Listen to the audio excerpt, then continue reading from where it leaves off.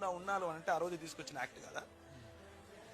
Non discrimination act 1833, right to sit, శూద్రులకు కూర్చునే హక్కులు లేవండి, పిరుదులు కోసేవాళ్ళు.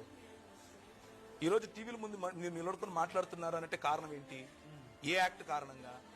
ఈ ట్రైబల్ యాక్ట్ గుర్తొచ్చిందా? అది చేయించింది బ్రాహ్మణ సముదాయం కాదా? నాచ్ కమ్యూనిటీ అన్నటువంటి ఒక కమ్యూనిటీ ఉండేది.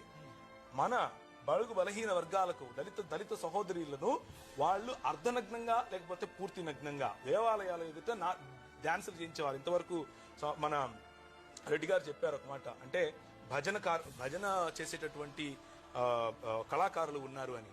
వీళ్లను కూడా ఎవరైతే నాచ్ కమ్యూనిటీగా పిలిచారో, దేవదాసి కమ్యూనిటీగా పిలిచారో, జోగిని కమ్యూనిటీగా పిలిచారో, వీరిని ఉంపుడు గత్తెలుగా ఒక పక్క చూస్తూ, వీరు పెళ్లిళ్ళు చేసుకోకుండా పిల్లలు కనాలి అని చెబుతూ, కాదు వీళ్ళు కళాకారులు అని పేరు పెట్టి వారి కోసము దాన్ని ఏమంటారు, హైకోర్టులో పిటిషన్ వేస్తే కొట్లాడుతూ ఉంటే, ఈ సనాతన ధర్మ సంరక్షకులు వచ్చి ఏమంటారంటే ఇది మా సంస్కృతి అంటారు. ఏదండి మీ సంస్కృతి?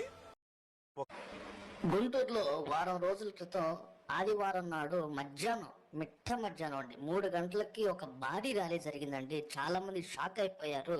క్రైస్తవులో ఇంత యూనిటీ ఉందా అని చాలా మంది ఆశ్చర్యానికి గురయ్యారండి. గుంటూరులో పెద్ద ర్యాలీ అండి, లక్షల మంది జనం అండి. ప్రవీణ్ పగడాల గారి మృతి పట్ల సానుభూతి తెలుపుతూ దాని మీద సాక్రిఫైస్ అబాలిషన్ యాక్ట్ అంటే మీరు నేను ఈ రోజు బ్రతికున్నాము